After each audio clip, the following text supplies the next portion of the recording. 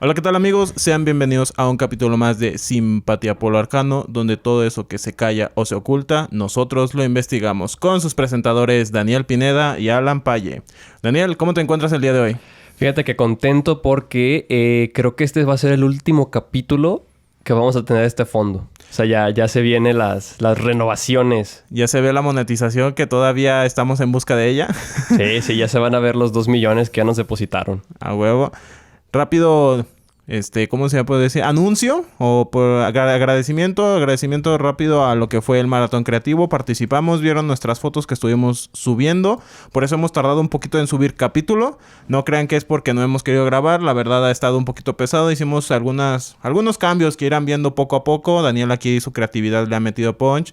Unas cuantas cosas en redes sociales que ahí ando viendo para que todos ustedes puedan disfrutar de mejor manera nuestro contenido.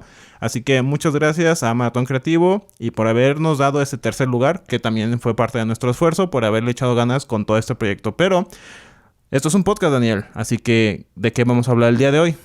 Pues fíjate, creo que voy a empezar a agarrar la costumbre de cada podcast iniciarlo con una frase o con una anécdota referente al tema, al capítulo. Y ahí te va, mira. Jeffrey Burton Russell, catedrático, historiador y estudioso de la religión, autor de libros muy pesados como El Diablo, Percepciones del Mal desde la Antigüedad hasta el Cristianismo Primitivo, Satanás, la tradición cristiana primitiva y El Príncipe de las Tinieblas, El Mal Radical y el Poder del Bien en la Historia, buscó a William Friedkin, el director del Exorcista, cuando recién salió la película. Y lo buscó para preguntarle si él tenía la intención de seguir haciendo este tipo de cine o este tipo de historias. Total que para por ahí del 2015, este director decide hacer un documental llamado El Diablo y el Padre Amort, que es un documental en el que se retrata la vida real de un exorcista. Y para este documental se volvieron a reunir Jeffrey Burton y Will Friedkin.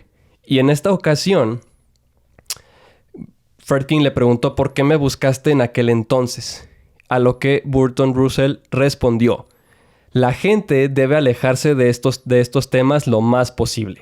Cuanto más te abres a pensar sobre estos temas, cuanto más te das la oportunidad para sentirlo, le das más oportunidad a que el poder de lo maligno y lo sobrenatural entre. Vale, entonces con eso vamos a abrir lo que sería, los dejamos con este capítulo 12 de Simpatía por lo Arcano, temporada 1, Producciones Malditas, El Exorcista.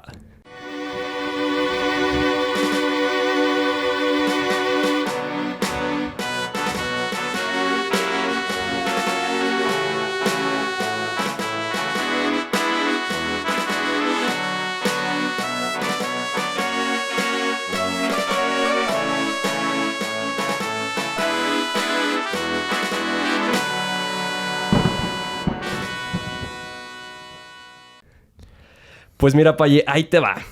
Empecemos desde el inicio. ¿Vale? A ver, te escucho. Mira, El Exorcista, como seguramente tú ya sabes y como muy seguramente todos saben, es una novela. Comienza siendo una novela, como la gran mayoría de las películas que se hacían en aquel entonces.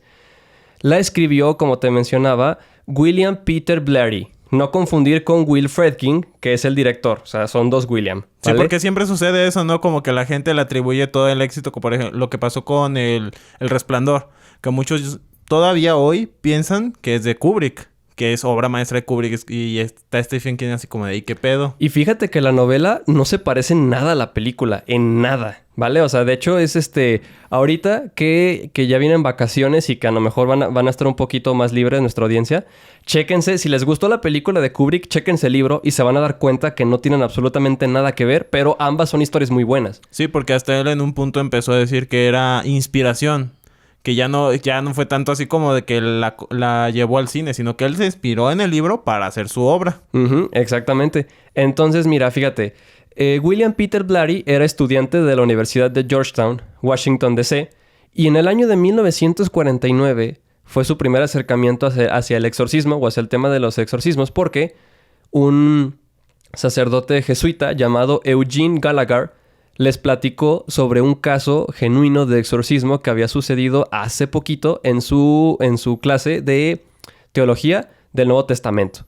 Al poquito tiempo, en el Washington Post, así como en un montón de periódicos de aquel entonces, empezó a salir una historia de un chavito de 14 años al que había sido sometido a una serie de exorcismos en su propia casa en Cottage City, Maryland. Se platicaba que 48 personas habían presenciado una posesión demoníaca real. Ahora tomemos en cuenta que estamos en 1949. No estamos después del exorcista, por lo tanto el fenómeno del exorcismo no estaba en el mapa. De ninguna manera, muchísimo menos a como lo tenemos ahorita. De hecho, es un punto que quiero tocar más adelante. El exorcista se vuelve prácticamente un estándar para todas las películas de terror, ¿no? Si te fijas, todos los parámetros que tú conoces ahorita de el jump scare, típicamente un personaje femenino siendo víctima de la posesión demoníaca, las levitaciones, los gritos, todo eso es del exorcista. Entonces te digo, mantén tú en tu cabeza que en este momento el fenómeno no es para nada conocido. Y cuando este William Peter Blatty escucha de eso, se emociona y dice, ¿sabes qué? Estaría bien chido que alguien pudiera hacer un registro, no ficción, totalmente real, del proceso. Pero como que eventualmente lo va dejando, tiene otras preocupaciones, pero fíjate, ahí te va. Esto es totalmente real, de hecho se le conoce como el exorcismo de Ronald Doe.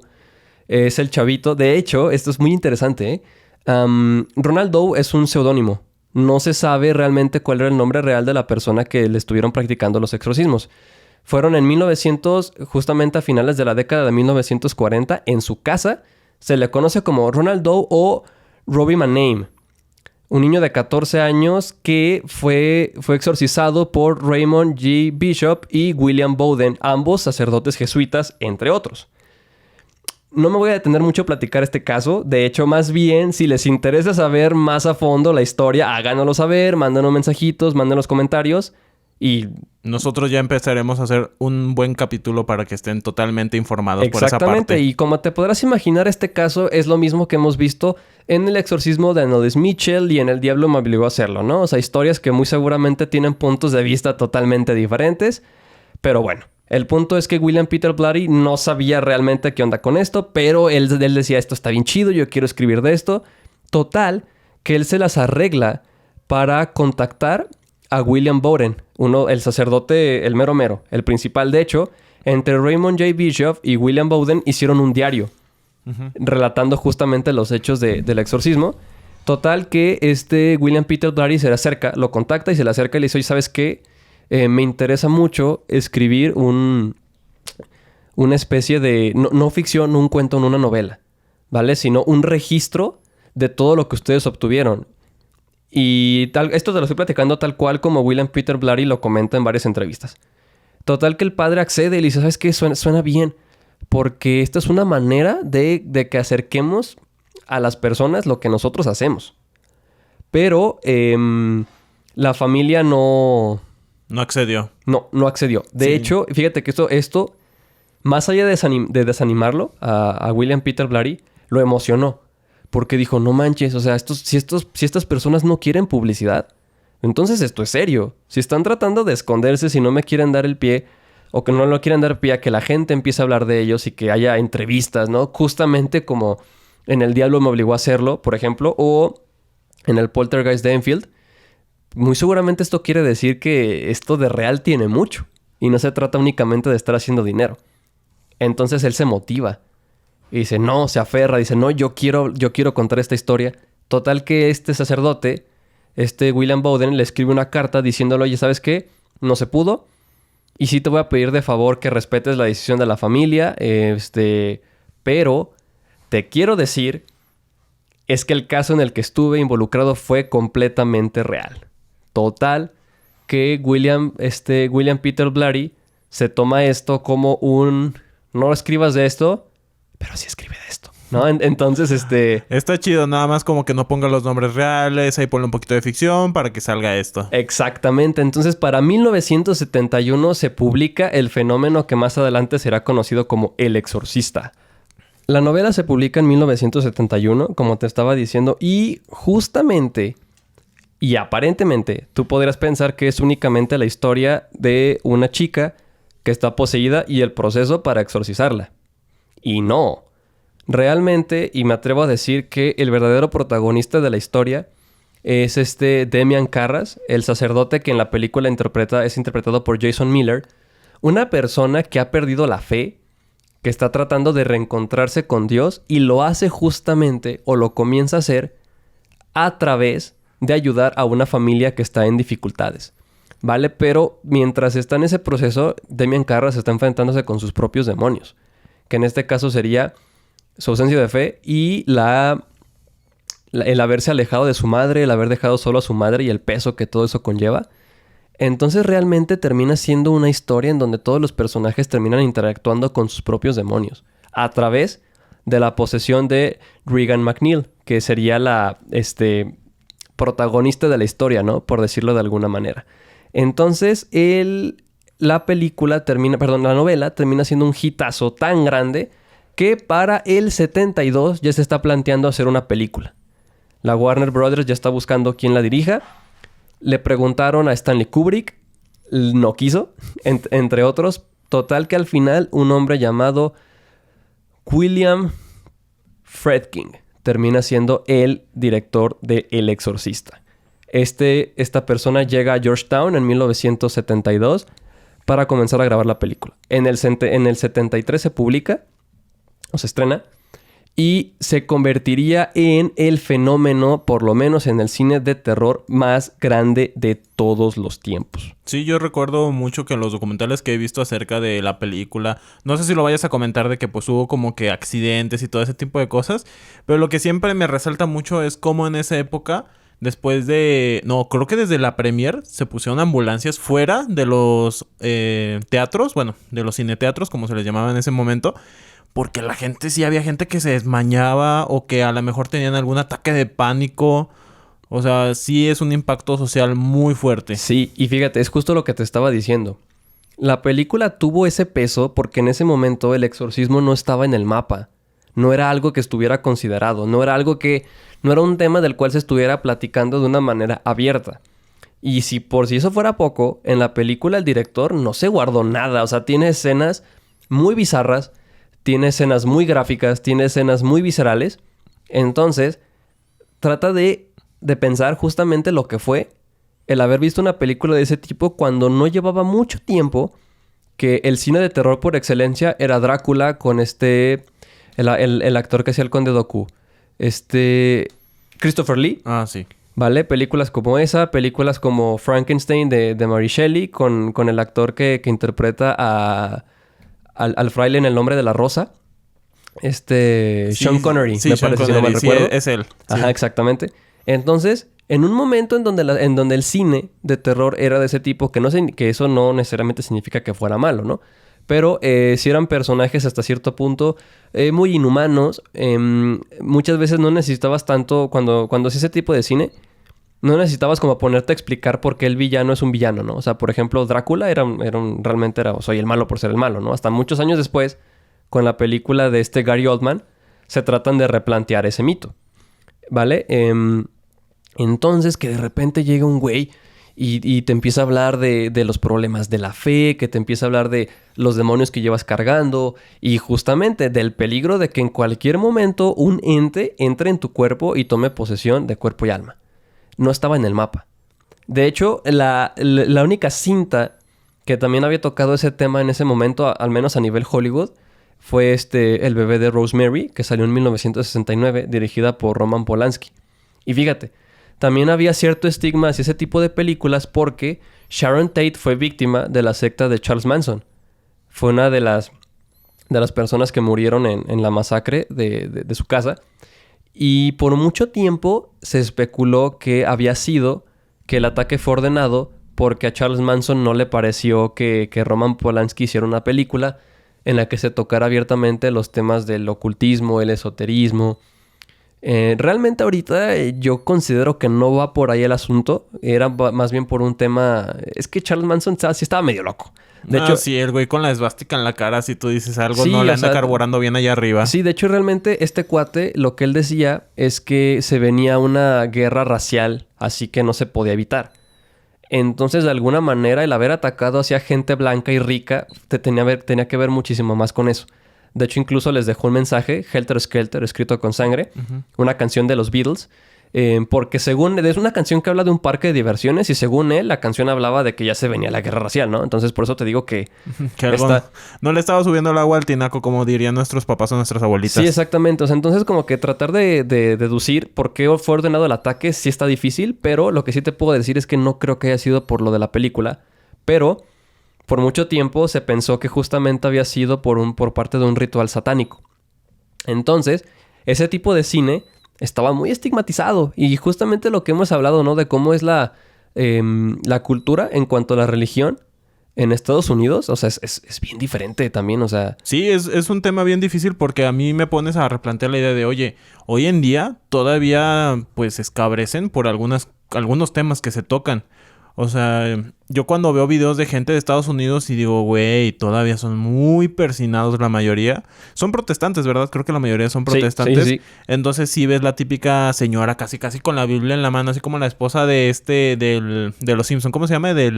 Flanders y Maud Flanders. No, la del Reverendo Alegría. La del Reverendo Alegría, esa, mira, así como muy persinadas. Sí hay mujeres así pasadísimas de lanza, hombres. Y yo no digo que esto sea malo, pero sí te hace pensar como si eso persiste al día de hoy, que ya supuestamente se ha medio diluido. Imagínate allá en los 70s, cuando de verdad toda la gente se persinaba, donde el rock, metal y todo eso apenas estaban pañales, iba creciendo y ahora desataras todo un furor en el cual la gente decía... Yo no me niego, yo creo que más bien tú me has dicho que había gente que se iba casi a, ¿cómo se llama? A confesar después de verla, ¿no? Sí, es que, y fíjate que esto es un tema bien interesante, ¿eh? Realmente la película no se trató de vender como, El Exorcista, basada en el caso real de... Es más, mira, aquí tenemos el póster, si te fijas, aquí dice a William Peter Blatty, The Exorcist. Esto se ponía cuando la película estaba basada en un libro. Por ejemplo, si era Frankenstein, era Mary Shelley's Frankenstein. Entonces, desde un principio se sobreentendía que tenía que ver más bien con un libro, con un trabajo ya hecho desde antes. Sí, es bajo el éxito de un producto que ya está en el mercado. No era un producto con el cual se quisiera vender otro. Exactamente, no era un basado en hechos reales. Ajá. O sea, la película no se presentó así. Pero de cualquier manera... Muchas personas, y justamente para aventarme este capítulo, vi un documental con muchas entrevistas de gente viendo la película. Y la pregunta por excelencia era, oye, ¿y tú crees en esto? Y mucha gente decía, no puedo decirte que no, pero tampoco puedo decirte que sí. ¿Sabes? O sea, entonces, la gente lo vio como una especie de espejo a una posible realidad. Sí, es un producto tan bueno que ni siquiera tienes que preguntarte, ¿es verdad? No, lo sientes. O sea, te metes tanto en la historia que es como de... Güey, sí puede pasar. O sea, te lo plantean de una forma tan cotidiana. Yo creo que ese es el otro factor. De que ese tipo de películas ya trataron de dejar muy de lado el excentricismo. Solo le pasa a los millonarios. Solo le pasa a gente en lugares súper ultra mega alejados. En Europa, en castillos. No. Sucede en tu casa, güey. Sí, güey. De hecho, fíjate que hay algo bien interesante. En la película nunca se explica al 100% por qué Regan acaba poseída. ¿Sabes? O sea, sí. Por ahí se ve que jugó a la Ouija, pero también tenemos unas escenas de hecho, si te fijas, si recuerdas, la película empieza con el padre Merrin en una excavación en Irak y encuentran la estatua de Pazuzu, que en este caso sería el villano de la película. Pero nunca se explica exactamente por qué Pazuzu llega hasta Regan. O sea, fue a través de la Ouija. Hay por ahí varias incertidumbres. Entonces también como que a la gente no le quedó claro. Así, ok. Yo voy a ser poseído, pero si hago esto. Pero entonces como no quedó tan claro. La imaginación es bien fuerte, güey. O sea, por cualquier cosita dices, no, ya se me va a meter el demonio. O las mamás tenían esa excusa. Yo de verdad estoy casi seguro que las mamás fue de, no me vas a ir a ver esa película. Y ya cuando la veían, a lo mejor las mamás se la chutaban para saber con qué torturar a sus hijos. Sí, muy seguramente. Sí, güey. O sea, y justamente, mira, fíjate, lo que mencionabas. Esto fue el multiverso de Spider-Man en su momento. Porque igual se hicieron filotas para entrar a ver la película e incluso en climas así, o sea, de lluvia y fuertes con frío. O sea, la gente no se iba de la fila. ¿También se agarraron a madrazos? No sé, eso sí no creo. 12 personas... Los mismos del cine decían que alrededor de 12 personas por función se desmayaban. Los psiquiatras empezaron a decir que esa película era un peligro y una amenaza para su sociedad porque estaban poniendo en tela de realidad un fenómeno que para ellos era una simple farsa. Linda Blair, que es la protagonista de la película, que eso sí es cierto, esto es un mito que dicen que la muchacha quedó loca después de haber después de haber hecho la película. No es cierto, no le pasó absolutamente nada. De hecho, años más adelante posó para Playboy. Pero lo que sí le pasó fue que tuvo que estar con guardias todo el tiempo porque recibió amenazas de muerte por parte de sectas tanto cristianas como ocultistas en Estados Unidos. Al igual que William Friedkin. Él también tuvo que estar custodiado. Y fíjate también, esto tiene mucho que ver que por los 60s fue una época de liberación total en muchos aspectos, ¿no? O sea, en Estados Unidos sobre todo. Justamente, de entrada empieza toda esta onda de la libertad sexual, justo agarrado de música de los Beatles, de los Rolling Stones. Y también empezó un movimiento religioso muy fuerte. Empezó a agarrar fuerza, por ejemplo, todo este asunto de la Wicca. Y gente como Aleister Crowley, la bestia 666, con este rollo de la iglesia satánica y sacando libros. La música, ¿no? O sea, ya sé que hablaste de los Beatles, pero con los años ya fueron creciendo grupos como Black Sabbath. Todos ellos que fueron como que la escuelita de la música pesada y gótica. Sí, totalmente. O sea, entonces fíjate que en ese momento también empieza toda una onda nueva en cuanto a religión. También Anton Van Leeuwen publica la Biblia satánica. Que de hecho realmente el satanismo está muy satanizado porque, por ejemplo, la bestia 666, Aleister Crowley, realmente era un vato que tenía ganas de loquear. O sea, era un vato que tenía ganas de loquear y de alguna manera argumentarte que no tenía nada de malo que tú tuvieras relaciones con múltiples parejas, ¿no? Entonces surge todo este movimiento de lo que te dé placer, pero pues iba muy en contra de los valores estándares de toda una nación. Siempre que pasa este tipo de cosas, güey, lo veo muy necesario para que la sociedad evolucione. Porque si te fijas, rompes con preceptos antiguos. Entonces empiezas a ver el mundo de otra forma y vas avanzando. O sea, aunque te causó un miedo súper fuerte, yo creo que eso te hace ver el mundo de otra forma o te hace madurar. Sí, o sea, esto es muy necesario para avanzar como sociedad. Porque imagínate que el ser humano le siguiera teniendo miedo a los rayos, como cuando vivíamos en las cavernas. Entonces yo creo que cada cierto tiempo hay un punto en el cual la sociedad como que se da cuenta de que le tenía tanto miedo a algo y se expone, pero después nos acostumbramos y puede ser una temporada negativo, pero a la vez puede ser bueno para dejar de afrontar, para que podamos afrontar esos miedos. Digamos, el volar. El ser humano siempre ha querido volar, pero ya cuando lo logras es otro pedo y hemos empezado a rebasar ciertas cosas. Entonces yo creo que en la psique humana y en la social es muy, muy necesario un punto empezar a dejar tener ciertos límites o barreras mentales. Como dice Aleister Crowley, que pues su imagen satánica le ayudaba a difundir su ideal, decir, oye, no está mal que hagas esto, no está mal que hagas aquello. Siempre y cuando me imagino que decía algo así como de con respeto, como que pues ten como ciertos lineamientos, pero sí, tú bloqueale. Incluso por ahí realmente, a grandes rasgos, podríamos decir que era haz lo que te dé placer sin que lastimes a nadie. O sea, era lo que realmente estaba promoviendo. O sea, no era este asunto de... O sea, de hecho sí, o sea, se vienen rituales y lo que tú quieras, ¿no? Pero no era un ritual tipo de sí, o sea, ahorita ve y secuestra a una persona que nunca haya tenido relaciones y drénale la sangre. No.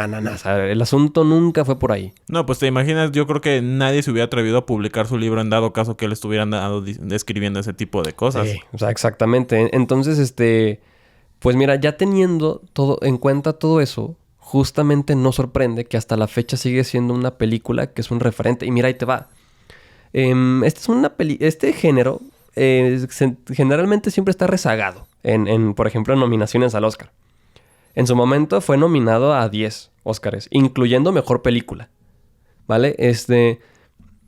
Las únicas películas de terror que han estado ahí es El Silencio de los Inocentes, El Exorcista y Get Out. Y Get Out, o sea, salió hace bien poquito. ¿Vale? Entonces, juntó 441 millones con una inversión de 12. ¿Vale? Wow. O sea, sí, totalmente. Entonces, fíjate cómo esta película trasciende tanto que termina... O sea, realmente justo por eso este capítulo se llama Legado y Maldición. O sea, porque es un verdadero legado. Fue poner en el mapa un fenómeno que hasta la fecha se sigue investigando. Es más, pues, o sea, seguimos haciendo capítulos de esto. Seguimos discutiendo qué onda con los exorcismos, qué onda con los sacerdotes, qué onda con la postura de la iglesia en cuanto a estos temas. Y realmente todo eso, el interés de todos nosotros se lo debemos a la película. No a otra cosa, se lo debemos a una película. Entonces, justo por eso, de repente tengo pláticas con gente que me dice, no, güey, es que a mí yo la vi y me dio risa, me daban risa los efectos. O sea, a mí me gusta más, no sé, Hereditary, por decir algo, o esta Midsommar, o lo que tú quieras. Y yo digo que, o sea, estoy de acuerdo que muy seguramente, pues, la película salió en el 73, evidentemente van a haber efectos especiales que en este momento ya no van a lucir como en aquel entonces. Y le dije, pero aquí lo verdaderamente importante de esta película es el impacto cultural que generó. Y yo pienso que en general son pocas las películas, o sea, hablando así en un espectro amplio de todo el cine, que impactan culturalmente de una u de otra manera. Y esta lo hizo en un género que realmente está muy rezagado. Entonces creo que ese es el verdadero legado de la película, ¿sabes? El haber puesto un tema a la cercanía de todos. Ahorita tocas un tema que a mí se me hace muy interesante, que yo pienso que hoy en día, como dices, hay un legado, pero a la vez yo pienso que hay una maldición del legado del cine de terror y que ahorita ya está empezando a subir otra vez su calidad.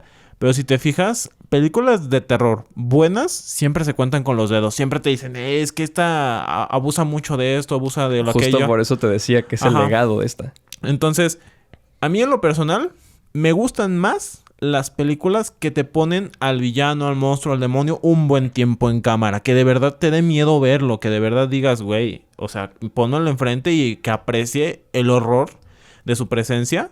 O que si van a ser pocas las escenas, sean bien hechas. Porque el slasher ya me tiene hasta la madre. Y no lo voy a decir como el típico mamador de... Oye, es que el cine actual, la verdad, ya no aprovecha. Y nada más está haciendo como las típicas tácticas de siempre para darte miedo. No, o sea... Hay películas que de verdad utilizan muy bien el slasher. O que te espanten con screams y todo eso. Pero hay un punto en que ya lo sobresaturan el mercado. Que es como de... No, ya no. O sea, la música también yo creo que a veces se exceden. Que te ponen música como que muy, muy tenebrosa. Muy abrumadora. Ajá. Entonces, yo creo que ya estamos en una época en la que la gente está empezando a buscar como que... Sí, güey, muéstrame al monstruo. Dame un por qué es un monstruo o por qué está atacando. Y a la vez, dame escenas donde yo me pueda identificar y que me dé miedo. Y es ahí donde yo creo que muchos cineastas y muchas historias decaen para lograr algún producto de calidad. No, y aparte, o sea, por ejemplo, para El Exorcista, para lograr muchas de las escenas, el director sí se pasó. Porque, por ejemplo, era común que antes de empezar a grabar o así, el director llegara y soltara así plomazos al aire, justo para ponerlos tensos. O hay escenas en donde no les avisó, por ejemplo... en una de las pláticas que tiene Demian Carras con Regan McNeil, no sé si te acuerdas que Regan le vomita algo como verde. Sí. Jason Miller no sabía que le iban a aventar eso. O sea, era como una especie de puré con chícharos y demás cosas, ¿no? Uh-huh. Pero él no sabía que le iban a aventar todo eso en la cara, ¿sabes? O sea, su reacción ahí es genuina, de asco. Que no sabía que eso le iba a pasar. Pues también con la mamá de Regan, que cuando la avienta y golpea contra la pared, ya ves que sí se lesionó y que sí gritó de verdad. Y los gritos, exactamente, los gritos de esa escena son reales. Y de hecho, justamente, qué bueno que llegas a ese punto, porque como este capítulo se llama Legado y Maldición, uh-huh, la película está maldita. Sí. Y ahí te va por qué. Te voy platicando, ¿vale? El hermano de Max von Sydow, que justamente es el que interpreta al padre Merrin, al del póster, al padre más viejito. Su hermano falleció en cuanto él llegó a Nueva York para iniciar a grabar la película. Durante esa misma semana, el abuelo de la actriz que interpreta a Regan McNeil falleció. ¿Vale? Su abuelo murió en la misma semana. El set donde grababan se les quemó. Esto también es cierto. Se retrasó alrededor de 6 semanas la película porque se les quemó el set. Y supuestamente se dice que no saben por qué se quemó. Justamente lo que decías, esta es Ellen Burstyn, quien interpretó a Chris MacNeil, la mamá, en esa escena, ella de hecho tuvo un daño cervical grave por el golpe que recibió. A Linda Blair, la Regan MacNeil, en la escena donde ella levita, el arnés se soltó y también se lastimó la espalda. Todavía no termino. El hermano... ¿Era el hermano o...? Era el hijo. Uh-huh. El hijo de Jason Miller, el actor que interpreta al padre Karras, lo atropelló una motocicleta. También poquito después de que el abuelo de Regan falleciera. Su hermano tenía... Su hijo tenía 5 años. No murió, pero sí se llevó varias lesiones por lo que pasó. Jack McGowan, quien interpretó a Brooke Dennings, el productor de cine con la que la mamá de Regan está teniendo como una especie de romance, se murió a las 2 semanas de que su personaje se muere en la película.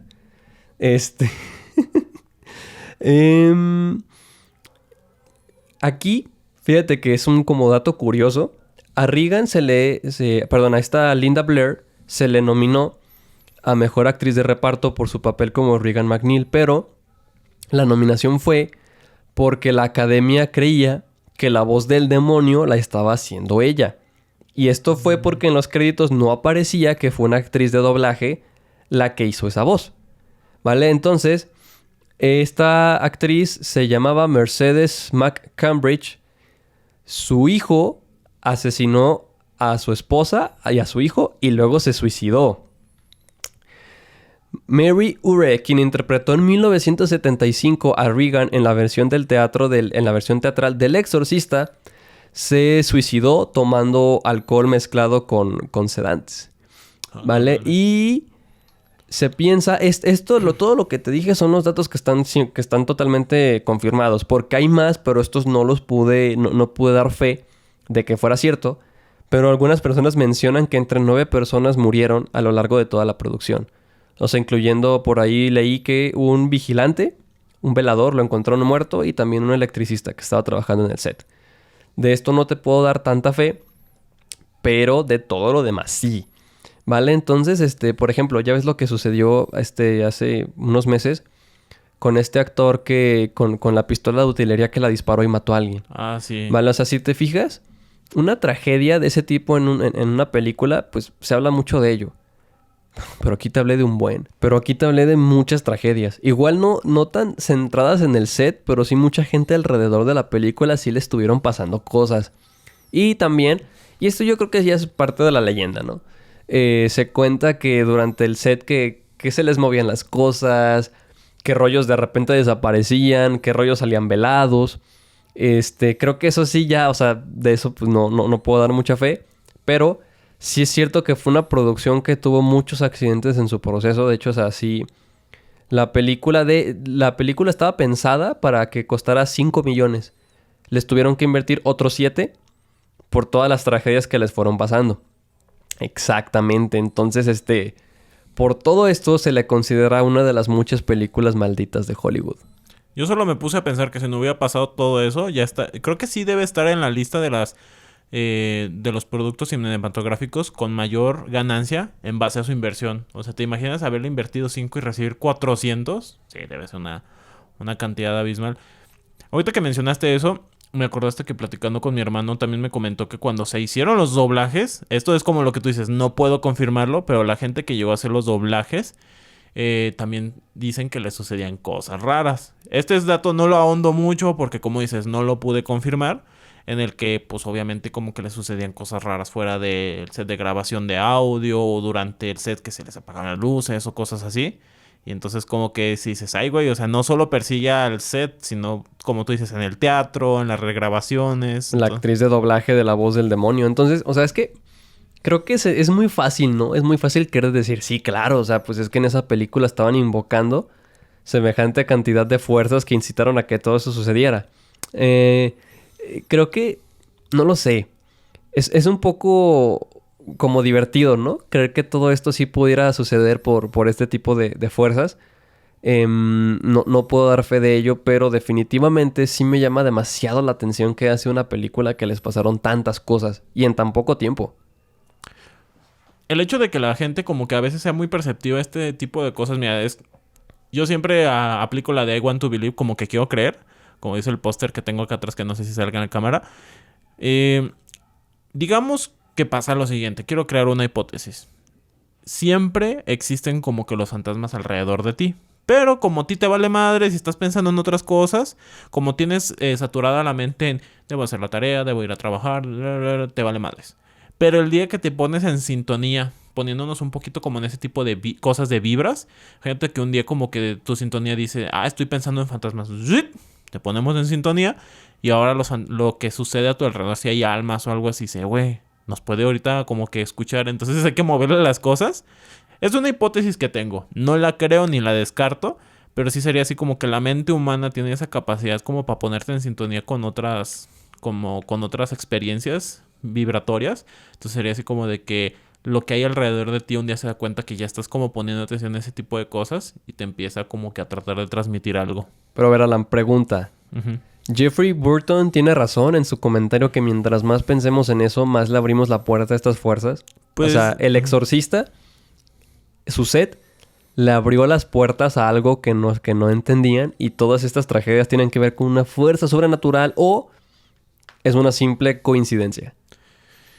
Mira, yo lo veo de la siguiente forma. Cuando tú haces un producto cinematográfico involucras a mucha gente, mucha.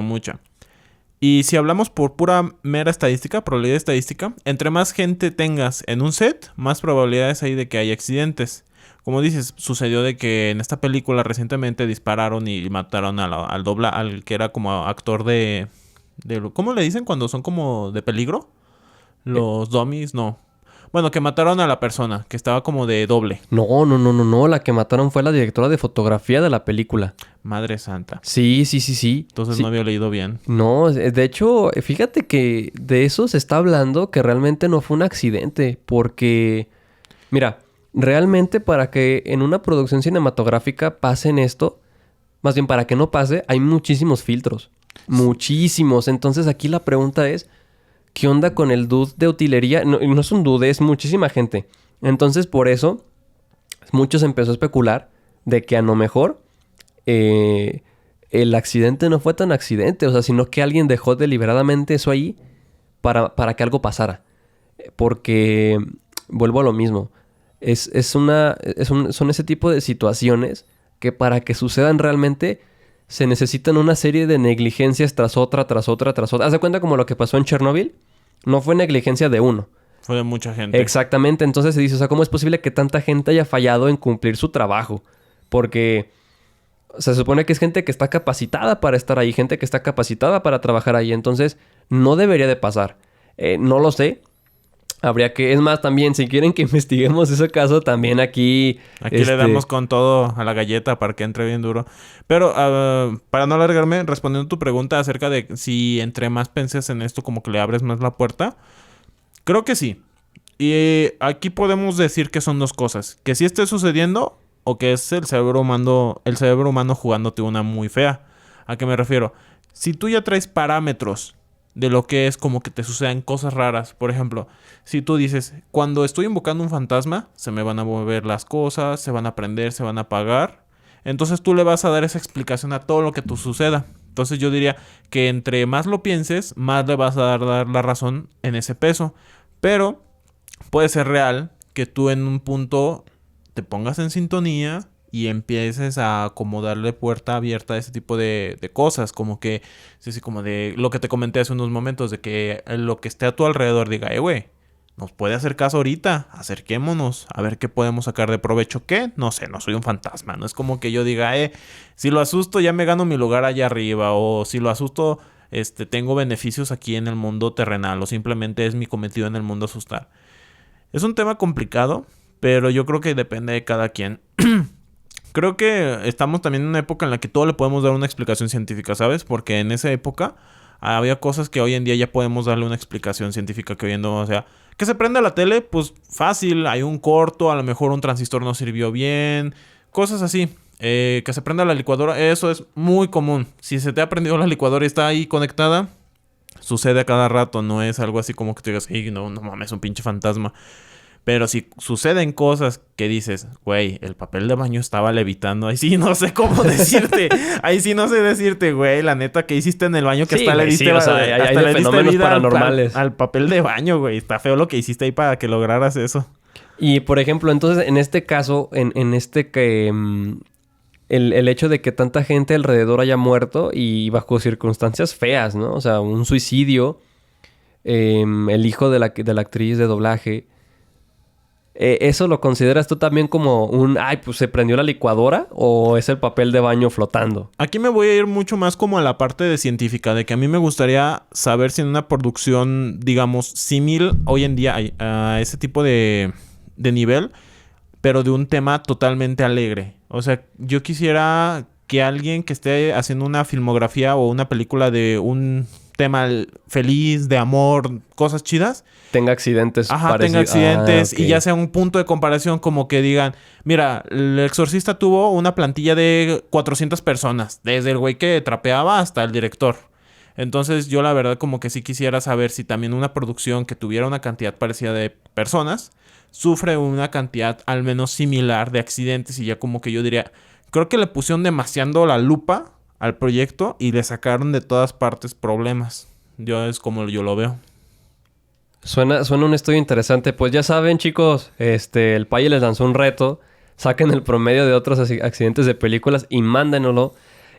También estaría padre que ustedes nos dijeran qué es lo que piensan. O sea, el Exorcista le abrió las puertas a fuerzas que no se entendían o todo esto fue una mera coincidencia, ¿vale? Lo que sí podemos concluir es que El Exorcista es un fenómeno cultural de alto impacto y que hasta la fecha sigue dando mucho y mucho de qué hablar. Pero la conclusión de si se vivieron auténticos fenómenos paranormales ahí o no, no me queda a mí, no nos queda a nosotros, les queda a ustedes. Así es, así que ya lo saben. Si tienen comentarios, propuestas o dudas acerca de este capítulo o anteriores, pues pueden checar nuestras redes sociales. Tenemos casi todas. Tenemos Instagram, tenemos Facebook, tenemos TikTok. Así que pueden entrar ahí. También pueden vernos por YouTube. Pueden escucharnos por Spotify, por Apple Music, por Google Podcast. Todas estas plataformas para que no digan no los encontré.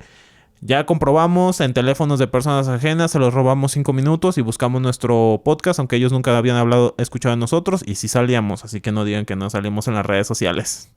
Pero bueno, amigos, no sé si Daniel quiera agregar algo más por el momento. No. Bueno, así que espero les haya gustado mucho este capítulo. Esto fue un capítulo más de Simpatía por lo Arcano, donde todo aquello que se esconde... Donde todo aquello que se calla... Todavía no se lo aprende el güey. No, eso sí lo vas a dejar, ¿verdad? Sí, donde todo eso que se calla o se oculta, nosotros lo investigamos. Sí lo repaso, créanme. Hasta la próxima.